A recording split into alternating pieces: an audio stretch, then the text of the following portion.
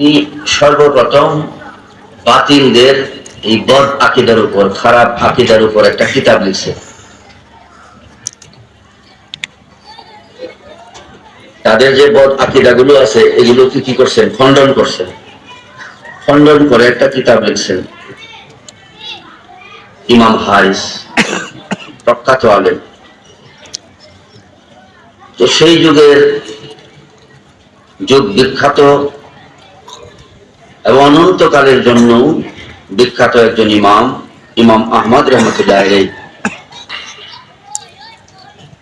তিনিও আছেন সেই যুগে।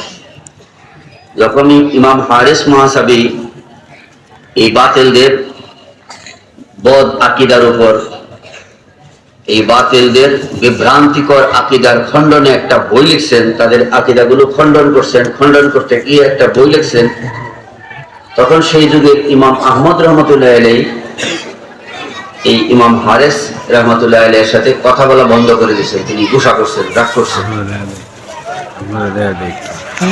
রাগ কইরা ইমাম আহমদ রহমতুল্লাহ আলাইহি ইমাম হারিস রহমতুল্লাহ আলাইহির সাথে কি বলে না? কথা বলে না, কথা বলা বন্ধ করে দিয়েছে। তো ইমাম হারিস রহমতুল্লাহ আলাইহি তিনি বলতেছেন, कहा मुझसे किया खता हुई, मैंने उनका रद ही तो किया। বলেছে আমি কি উল্টা করলাম, আপনি আমার সাথে কথা বলতেছেন না?